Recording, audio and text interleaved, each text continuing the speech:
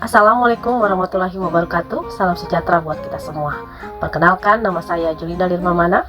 Saya adalah calon guru penggerak angkatan 11 dari SD Impres 55 Ambon. Dalam video ini saya akan memaparkan demonstrasi kontekstual pemikiran filosofis Ki Hajar Dewantara.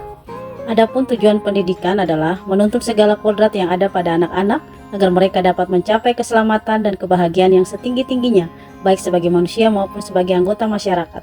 Pendidik itu hanya dapat menuntun tumbuh atau hidupnya kekuatan kodrat yang ada pada anak-anak agar dapat memperbaiki lakunya, hidup dan tumbuhnya kekuatan kodrat anak.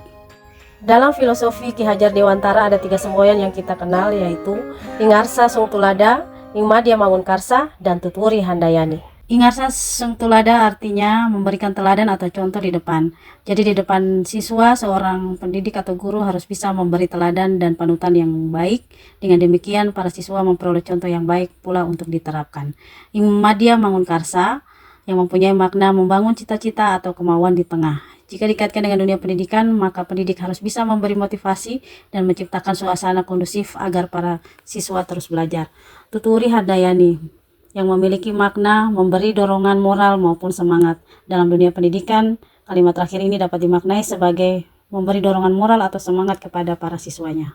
Dengan memahami dan menerapkan 3 semboyan Ki Hajar Dewantara, diharapkan pendidik dapat memberikan pendidikan yang berpihak pada murid dengan cara memberikan kemerdekaan untuk belajar, berpikir kreatif, inovatif, dan produktif, menyesuaikan perkembangan zaman dengan memanfaatkan teknologi dalam pembelajaran. Pemikiran Ki Hajar Dewantara yang relevan adalah yang pertama, pendidikan dan pengajaran. Pendidikan dan pengajaran merupakan usaha persiapan dan persediaan untuk segala kepentingan hidup manusia, baik dalam hidup bermasyarakat maupun hidup berbudaya dalam arti yang seluas-luasnya. Ki Hajar Dewantara memiliki keyakinan bahwa untuk menciptakan manusia Indonesia yang beradab, maka pendidikan menjadi salah satu kunci utama untuk mencapainya. Pendidikan dapat menjadi ruang berlatih dan bertumbuhnya nilai-nilai kemanusiaan yang dapat diteruskan atau diwariskan. Yang kedua, kodrat alam dan kodrat zaman. Ki Hajar Dewantara menjelaskan bahwa dasar pendidikan anak berhubungan dengan kodrat alam dan kodrat zaman. Kodrat alam berkaitan dengan sifat dan bentuk lingkungan di mana anak berada, sedangkan kodrat zaman berkaitan dengan isi dan irama. Ki Hajar Dewantara mengingatkan pendidik bahwa pendidikan anak sejatinya menuntut anak mencapai kekuatan kodratnya sesuai dengan alam dan zaman. Yang ketiga, guru diibaratkan petani. Dalam menuntun laku dan pertumbuhan kodrat anak, Ki Hajar Dewantara mengibaratkan peran pendidik seperti seorang petani atau tukang kebun. Anak-anak itu seperti biji tumbuhan yang disemai dan ditanam oleh Pak Tani atau Pak Tukang Kebun di lahan yang telah disediakan. Anak-anak itu bagaikan bulir-bulir jagung yang ditanam.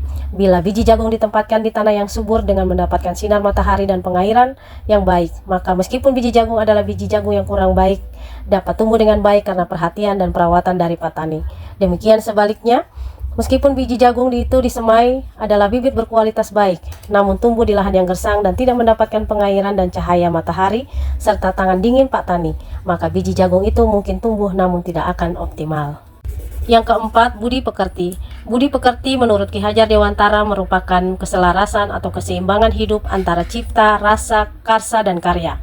Keselarasan hidup anak dilatih melalui pemahaman kesadaran diri yang baik tentang kekuatan dirinya, kemudian dilatih mengelola diri agar mampu memiliki kesadaran sosial bahwa ia tidak hidup sendiri dalam relasi sosialnya, sehingga ketika membuat sebuah keputusan yang bertanggung jawab dalam kemerdekaan dirinya dan kemerdekaan orang lain. Budi pekerti melatih anak untuk memiliki kesadaran diri yang utuh untuk menjadi dirinya dan kemerdekaan orang lain. Yang kelima, pendidikan yang berhamba pada anak. Menurut Ki Hajar Dewantara, pendidikan yang berhamba pada anak adalah keharusan memandang anak dengan hormat dan berorientasi pada anak itu sendiri. Dengan memahami dan menerapkan 3 semboyan Ki Hajar Dewantara, diharapkan pendidik dapat memberikan pendidikan yang berpihak pada murid dengan cara memberikan kemerdekaan untuk belajar, berpikir kreatif, inovatif, dan produktif, menyesuaikan perkembangan zaman dengan memanfaatkan teknologi dalam pembelajaran.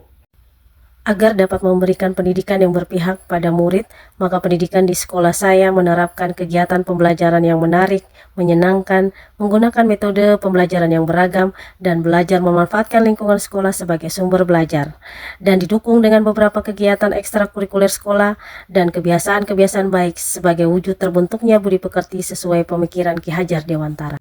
Adapun tantangan dalam mewujudkan pendidikan yang berpihak pada murid adalah guru belum sepenuhnya memahami pendidikan yang berpihak pada murid dan masih rendahnya kemauan siswa dalam mengikuti kegiatan yang disediakan oleh sekolah.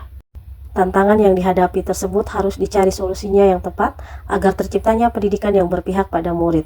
Solusinya antara lain, yang pertama, guru harus mengikuti berbagai pelatihan untuk dapat mengembangkan keterampilan agar dapat memahami pendidikan sesuai pemikiran Ki Hajar Dewantara. Guru menjadi teladan baik bagi murid dan mampu menuntun murid agar dapat menemukan kemampuan dalam diri murid itu sendiri. Terima kasih, sekian pemaparan dari saya. Salam guru penggerak.